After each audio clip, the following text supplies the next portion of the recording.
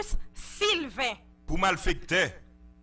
Anera Emmanuel. Assassin. Cardinal Noudi. Pour kidnapping. Alerte Doubi. Assassin. Jean-Pierre Guito. Pour voler. James Bourdeau. Pour kidnapping. Gros chef bandit. Assassin. C'est un bandit très dangereux. C'est un ancien inspecteur police qui est impliqué dans affaires kidnapping. Méfiez-nous avec. What up tout le monde, bienvenue à un nouvel épisode du LDM Podcast, la discussion média avec votre animateur Marc Aristide. De quoi qu'on va parler aujourd'hui? On va parler de l'enfant qui a été ébouillanté. Malheureusement, il y avait seulement 10 ans et ça s'est passé à Longueuil avec une femme du nom de Stéphanie Borel, donc une femme clairement raciste. Pourquoi j'ai mis la vidéo que vous avez vue au début? Ben, c'est parce que c'est comme ça que des personnes criminelles devraient être présentées comme ça. On s'entend que ça, c'était le modèle haïtien. Mais il y a des affaires dans les critiques que vous avez entendues dans l'extrait avant qui s'appliquent à elle. C'est vraiment une femme complètement sautée dans le coco. Et qui disait que, bon, elle a fait ça parce que c'est les enfants, ils jouent toujours sur son terrain alors que c'est un bloc avec des logements. Donc, c'est pas sa propriété à elle, c'est pas son terrain, elle n'est pas propriétaire du terrain.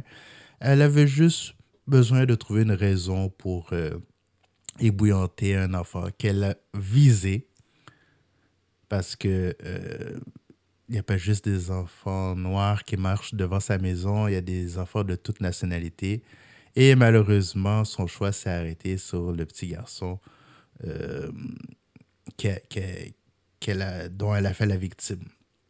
Et je trouvais ça malheureux pour les parents qui aient à faire face à ce genre de situation. Un enfant qui n'a rien fait à cette dame. Amélie, elle s'appelle Stéphanie Borel. Cette femme, elle est âgée de 46 ans et elle a été formellement accusée de voies de fait graves. Elle restera finalement incarcérée. Bien, c'est une affaire, Véronique, qui a suscité l'indignation ici à Longueuil de la part des parents du petit garçon qui, en revenant de l'école, a reçu de l'eau bouillante sur le corps, à la tête, au visage et au haut du corps, subi des brûlures au 2e degré, mais aussi dans l'ensemble de la population et même dans la classe politique. Et au départ, elle avait été arrêtée puis remise en liberté. C'était la semaine dernière, sous promesse de comparaître avec des conditions à respecter, dont ne pas s'approcher de la victime qui habite toutefois de l'autre côté de la rue, en face de chez elle. Et elle devait revenir devant le tribunal seulement en janvier. Mais aujourd'hui, un mandat d'arrestation a été émis par la Direction des poursuites criminelles et pénales. Elle a été arrêtée de nouveau et donc elle a comparu cet après-midi sous un chef de voies de fait grave, une accusation plus grave que ce qui était prévu au départ. Là. Au départ, on parlait plutôt de voies de fait lésion et d'agression armée. Et cette fois-ci, la couronne s'oppose à ce qu'elle soit remise en liberté. On peut écouter la procureure.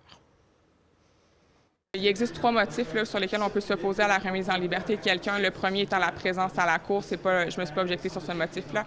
Le deuxième et le troisième critère. Donc, le deuxième étant la sécurité de la victime et du public en général, le risque de récidive également. Le troisième critère, c'est la confiance du public envers l'administration de la justice. Ce qui est pris en compte, en fait, ça va être la force de la preuve, la gravité des gestes. C'est ce qui sera exposé là, mercredi.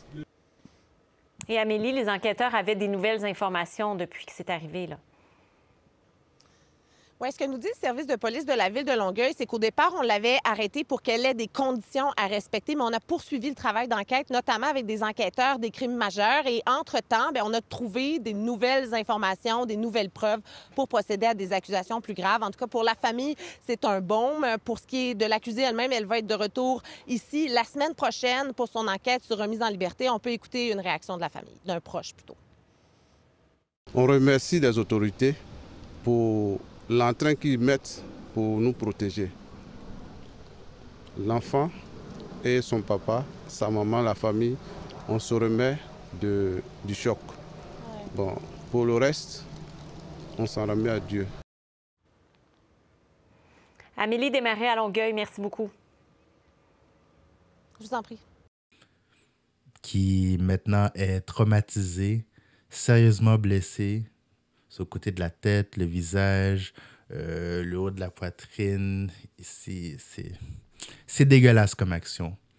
Elle avait été arrêtée une première fois pour être relâchée la même journée, ce que personne ne comprenait. Avec un tel geste comme ça, c'est comme qu'est-ce que tu fais à la maison? Qu'est-ce que tu fais à la maison? Et là, tout dernièrement, grâce à la grogne populaire, c'est pour ça qu'elle est retournée en dedans. À cause de la grogne populaire sur les réseaux sociaux, et puis sûrement il y a beaucoup de gens qui ont appelé TVA, Radio-Canada pour dire mais, qu'est-ce qui se passe avec cette dame-là, puis les gens ont sûrement posé des questions directement au service de police de l'agglomération de Longueuil parce que tu peux pas laisser une sauvage en liberté, c'est pas possible. Donc là, elle a été retournée en dedans pour ça, en attendant d'être passée en cours et pour ensuite voir quelle sorte de verdict qu'ils vont lui donner.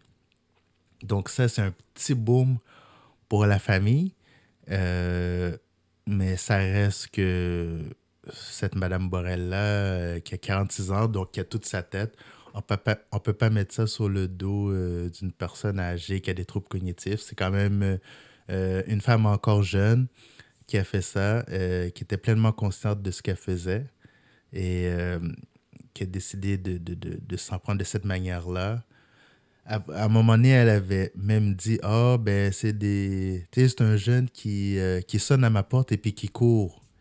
Il a l'habitude de sonner à ma porte et puis il court. » Mais l'enfant, elle disait, je pense que ça faisait plusieurs mois qu'il faisait ça, alors que l'enfant, ça faisait juste 1 mois qu'il fréquentait l'école.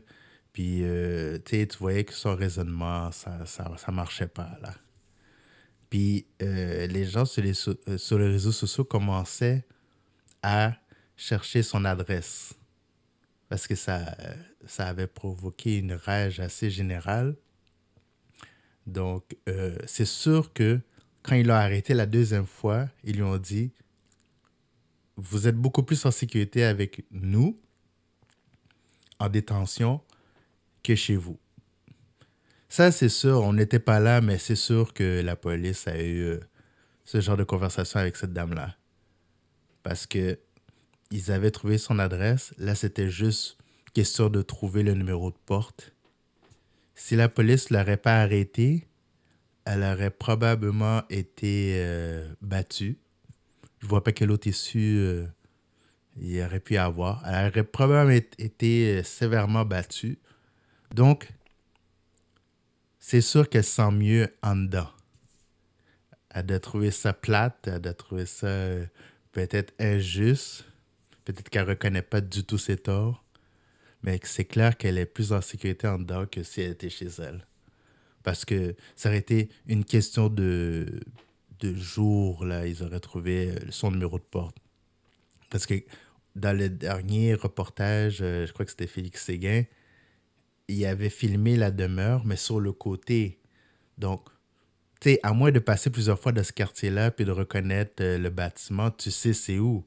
Mais si une personne n'est pas habituée de passer par là, t'as beau montrer le côté du bâtiment, tu sais pas plus c'est où. Mais là, ils ont refilmé dans ce quartier-là et en face du bâtiment. Fait que là, ben, ils ont fait ça une fois qu'elle était en dedans parce que maintenant que le devant de l'immeuble a été montré à tous, elle aurait eu de la visite. Ça, c'est clair. Maintenant, j'espère que la peine qu'elle va avoir va être à la hauteur du crime parce que ébouillanter un enfant au point de perdre la peau, c'est des brûlures 3e degré. Il faut que la peine matche ce désastre, ce traumatisme pour cet enfant-là qui ne veut pas aller à l'école. Ça se comprend. Donc, on va voir si la justice va être pleinement rendue ou si ça va être malheureusement une sentence bonbon, comme on est habitué de voir dans les médias. Mais ce serait tellement mieux si ce serait un verdict raisonnable. Maintenant, vous savez que juste avant cet incident, il y avait aussi l'histoire d'Alexandra, dont sa mère a envoyé étudier ici du Congo pour faire des études universitaires. Et malheureusement, elle a été retrouvée morte dans un cours d'eau sur l'île Saint-Quentin, donc à Trois-Rivières. Moi, je compte pas trop me prononcer là-dessus parce que malheureusement, il y a tellement de gens en ligne qui ont déformé l'histoire. Chacun vient avec sa théorie.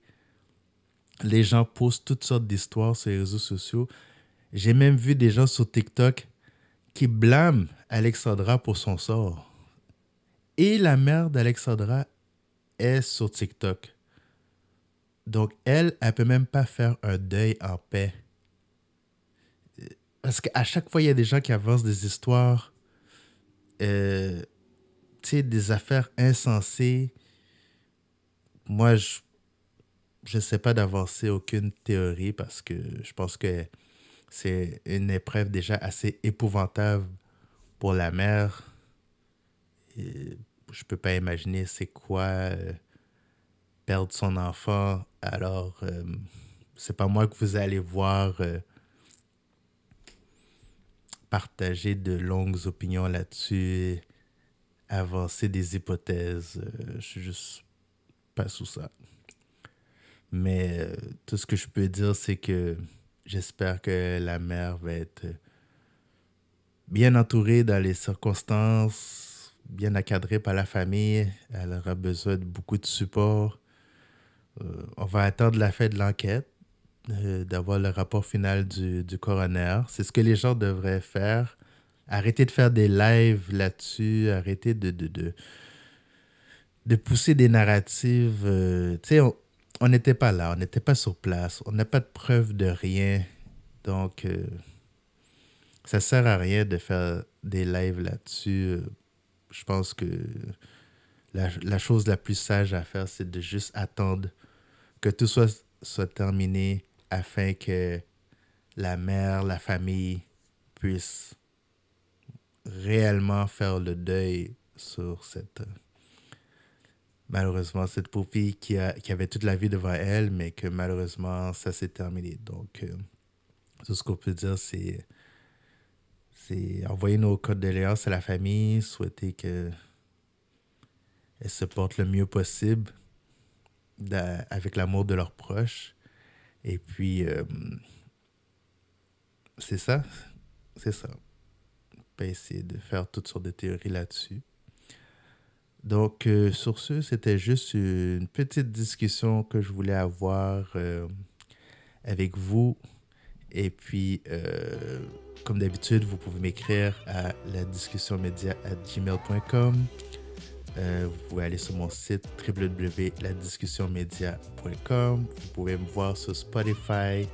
Vous écrivez La Discussion Média. Vous allez me trouver sur YouTube, La Discussion Média Podcast. Vous allez me trouver là. Donc, envoyez-moi vos suggestions, vos commentaires. Et on se revoit à un prochain épisode. D'ici là, portez-vous bien. Ciao.